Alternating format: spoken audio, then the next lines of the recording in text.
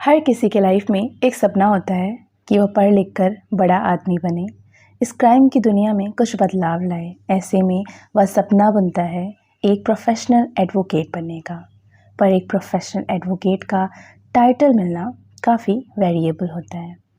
सिर्फ वकील बनना कोई बड़ी बात नहीं है, बल्कि बड़ी बात यह है एक काबिल एडवोकेट बनना। तो आइए इसी बीच एक काबिल वकील के संघर्षमय जीवन के बारे में वार्तालाप करते हैं। आपका नाम क्या है? मेरा नाम केसी मिश्रा एडवोकेट है। कहाँ से हैं आप?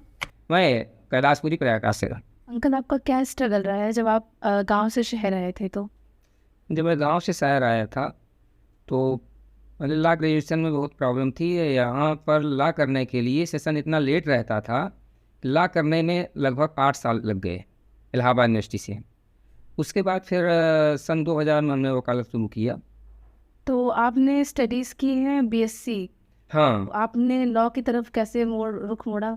लॉ की तरफ रुख मोड़ने का कारण ये था, समाज में देखकर लोगों के साथ अत्याचार हो रहे थे और ढेर सारी ऐसी चीज़ें थीं, और एक वकीलों का क्रेज़ देखता था कि इनका सम्मान और सारी चीज़ें हैं समाज में। इस वजह से हमारा इधर रुझान हुआ और लोगों की मदद करने का भी हमारा लक्ष्य था। इस वजह से मैं इस क्षेत्र में आया। सुबह उठते हैं तो आप सबसे इम्पोर्टेंट ऐसा मतलब क्या करते हैं? किसी दिन न्यूज़पेपर पढ़ते हैं, फिर जो भी? सुबह उठने के बाद मैं सुबह लगभग 5:30 बजे बिस्तर छोड़ देता हूँ।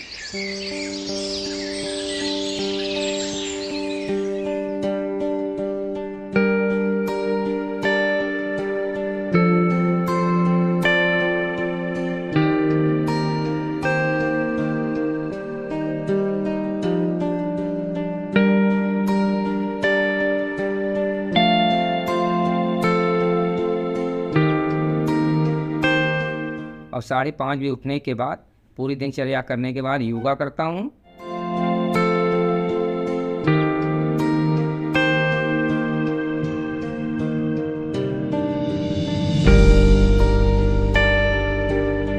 साढ़े 6 से लगभग 7 बजे तक योगा करता हूँ। उसके बाद न्यूज़पेपर पढ़ता हूँ। नाश्ता करने के बाद में फिर अपने कोर्ट की तैयारी करता हूँ, फाइलों को रेडी करता हूँ।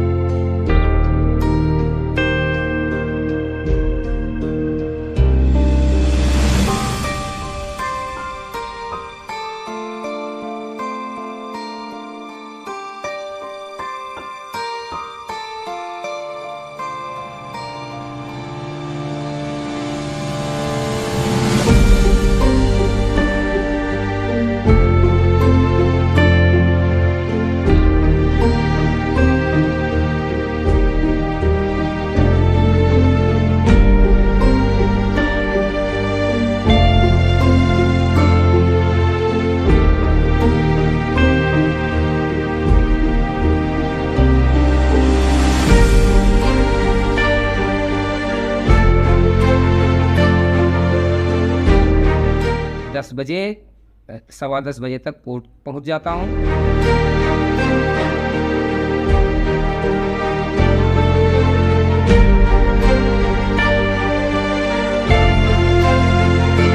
तो 5-5:30 बजे लौटने के बाद फिर कुछ देर आराम करने के बाद फिर अपने चैम्बर में बैठकर लगभग 10-10:30 बजे तक अगले दिन की तैयारी करता हूं।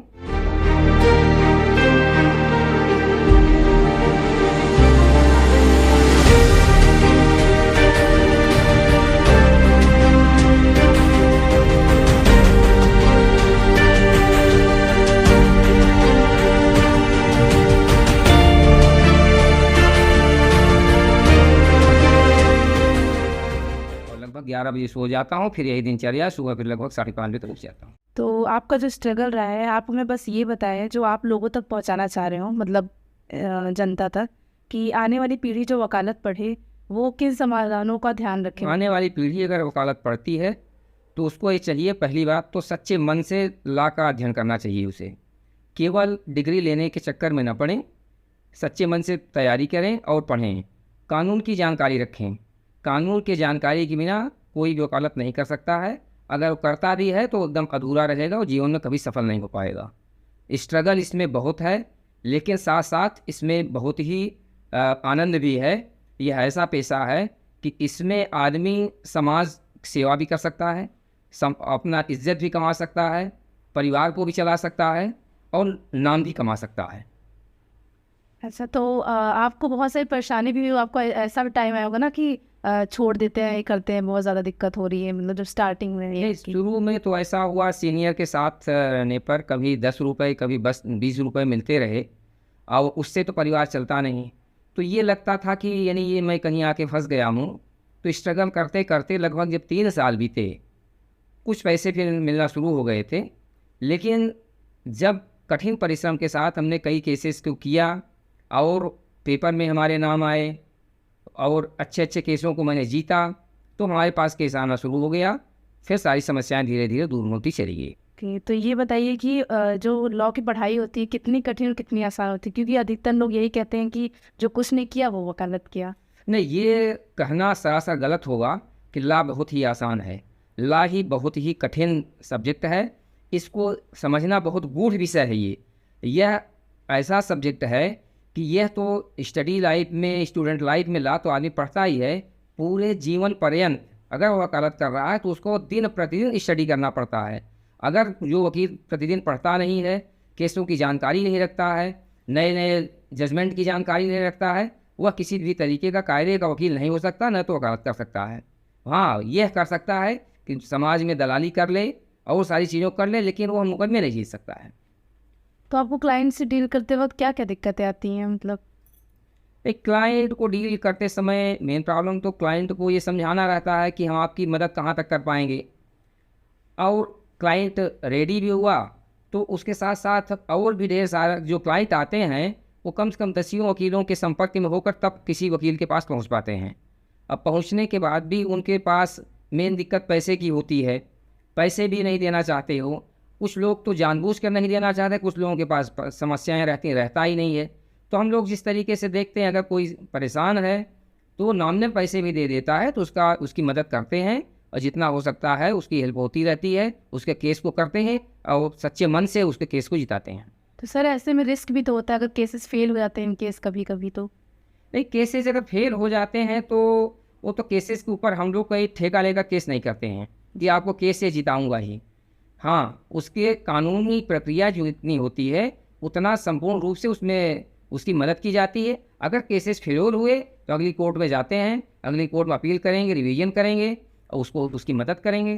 कभी कभी होता है ये भी है कि लोअर कोर्ट जो है मामले को नहीं समझ पाती है, तब भी वो केस को नहीं सही से निस्तारण करती या रिजेक्ट करती है, तो हम लोग अपर अदालत में जिला जज के यहाँ सेशन कोर्ट में जाते हैं, अपील करते हैं, रिवीजन करते हैं, रिव्यू करते हैं, तब उसको न्याय मिल पाता है। संगम नगरी प्रयागराज, जहां हाई कोर्ट, लोक सेवा आयोग, जिला कोर्ट के साथ साथ इलाहाबाद विश्वविद्यालय, जहां से हज़ारों छात्र वकालत की पढ़ाई कर हाई कोर्ट, जिला कोर्ट में प्रैक्टिस शुरू करते हैं।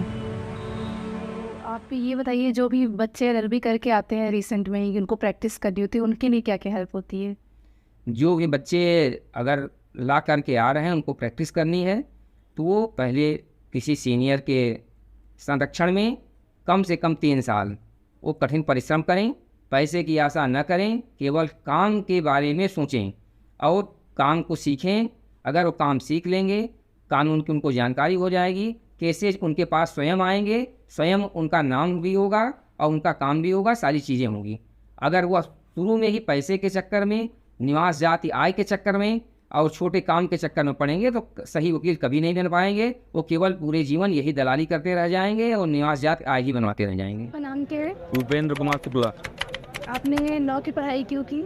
लॉ की पढ़ाई की क्योंकि शुरू से ही वकालत करना था हमें जो है, और लोगों का जो आते हैं जो लोग हैं उनको न्याय दिला सकें हम जो है, इसलिए हमने जो है लॉ ज्वाइन किया था कि उनको जो है जो दुखिया आ रहे हैं या जो भी गरीब तबके के अमीर जो भी आ रहे हैं, महिलाएं हैं या जो भी चीज़ें हैं, तो उनको हम न्याय दिला सकें, इसलिए हमने लॉ ज्वाइन किया था।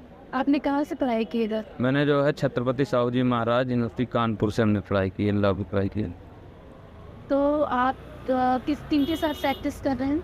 मैं श्री कृष्णचंद्र मिश्र एडवोकेट हैं गोविंद। तो आप उन तक कैसे पहुँचे हैं?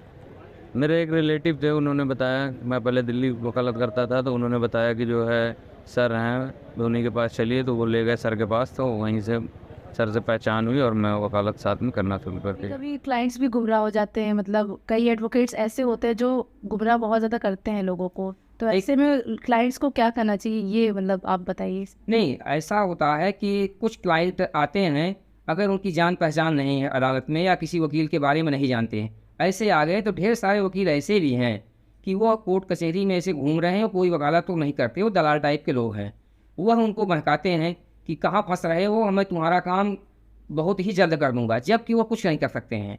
तो क्लाइंट उनके बहकावे में आ जाता है, साल 2 साल बेचारा सफ़र करता है। सफ़र करने के बाद वो किसी सही वकील के पास पहुंच पाता है, तब तक उसके केस का बहुत बड़ा नुकसान हो चुका होता है, उसको संभालना फिर बड़ा मुश्किल हो जाता है।